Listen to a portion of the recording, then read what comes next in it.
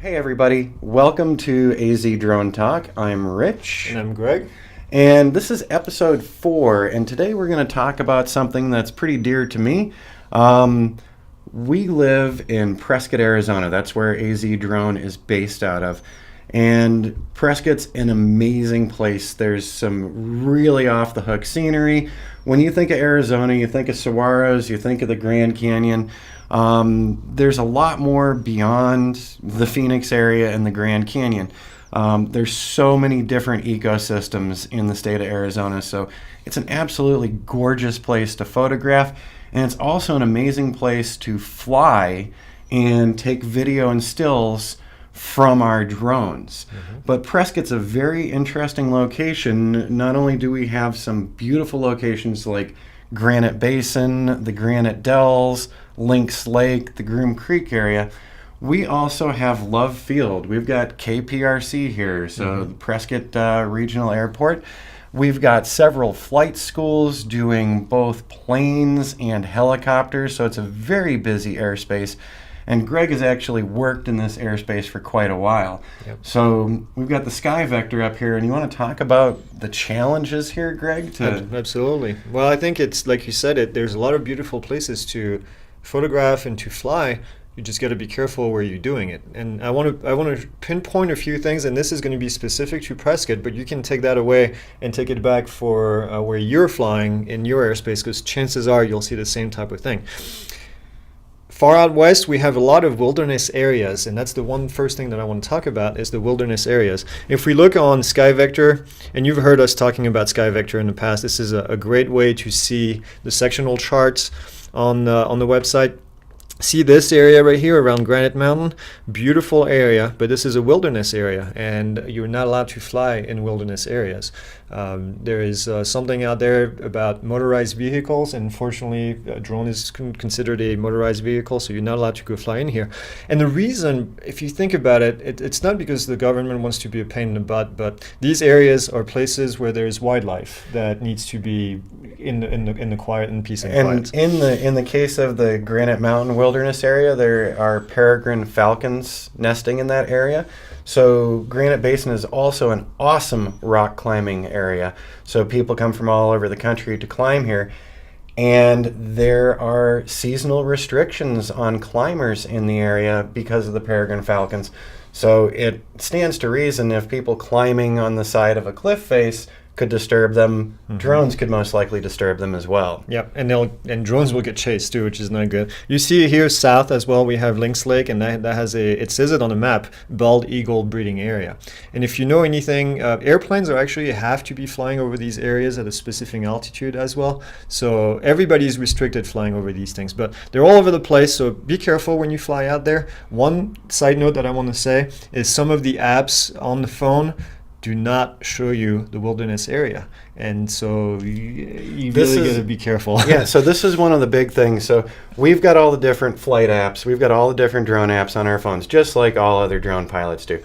Bottom line is they're all kind of incomplete. Nobody's got everything covered. So before you fly, before you come up to Prescott to camp in one of our great campgrounds and decide you want to fly your drones, you need to do a little planning. Like in the last episode where we were talking about I'm going up to a client location in the near future, I was planning ahead to find out, can I fly there? What can I and can't I do? Yep. Coming to a location like Prescott, which is absolutely breathtaking for some of these locations, you need to plan ahead to make sure that you're in the right when you're choosing to fly. Yep, and I use a little trick on the iPhone to have the map showing up and my little dot location on the phone, and I'll do a quick tutorial on how you can do that for free, because I haven't seen an app on the phone at least that does it. I've seen it on the iPad but not on the phone, where you can superimpose the sectional chart on there. But let's keep going with the Prescott, flying in Prescott. The other thing that we have is a class Delta airspace, and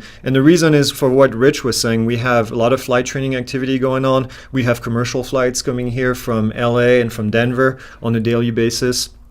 So we have quite a bit of activity. Now, if you know anything about the area, there's 2 lakes that are in what we call the dells, and we'll put some footage to show you guys as we talk about this. But this area is just amazing, and the problem is that it's really close to the airport, and that's where you live, so you know exactly what I'm talking about. So whether you are a hobbyist or a Part 107 operator, you need approval before you fly in that airspace. If you're a hobbyist, you're going to be within 5 miles of the airport. You're going to have to call them.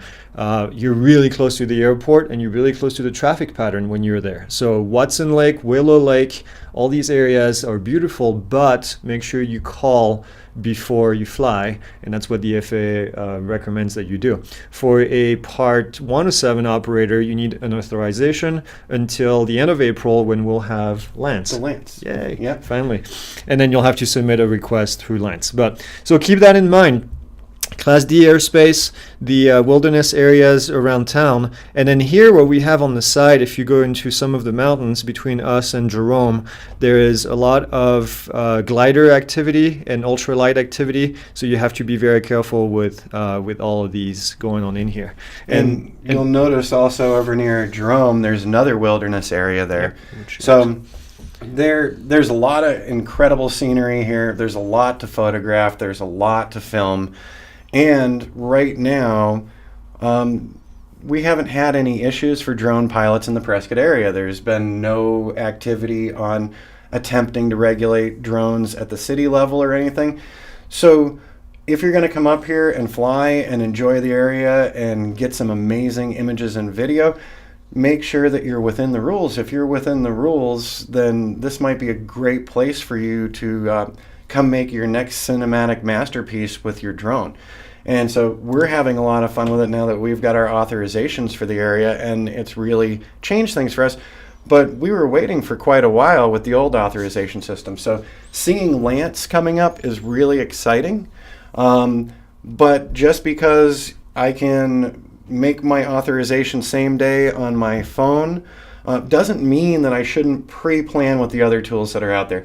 Looking at SkyVector is an awesome tool, and really it should be something in your arsenal when you're planning travel to any location. I agree, absolutely. So be careful out there. Come fly in Prescott. Let us know if you do. We'll be happy to go fly out with you guys, show you some cool areas. There's so many you can spend a couple weeks here just filming. So. Yeah, exploring the canyons and the rock formations and Granite Mountain and Thumb Butte, and also the location for the Whiskey Row off-road mountain bike race, and there's also a marathon. There's so many great opportunities around here. On the PNF, the National Forest. Yeah. Oh, and that's the other thing. Basically, we're surrounded by national forests, so it's a great place to fly and shoot. So if you're in Arizona and want to come pay a visit, drop us a line, and if we've got time, we might go fly with you. I agree, absolutely. And again, don't forget to like and subscribe. We'll have a lot more of these videos coming up in the next couple of months, so you'll be getting notifications and everything, and share with your friends. If you have any questions that you want us to answer, please put them in the comment section. We'll be happy to make a whole episode just answering your question and making sure we clarify whatever you don't understand or whatever topic you want to hear. Yep, and then we'll let you guys know as soon as we've got the full sectional chart class up. That's all Greg, and he's already got a lot of it done. But because we're going to be referring to maps regularly before any of your flights, you should always be doing planning, and that is part of 107. You're supposed to have your checklist and your prep list. So before you go to any location, no matter what it is, you should always plan ahead. Make sure if you're going into airspace, controlled airspace, that you're doing the right things. And we're totally looking forward to Lance. Wait till you see Greg's quick video on his authorization yesterday in Phoenix. Yep. All right. See you guys. Have a good one.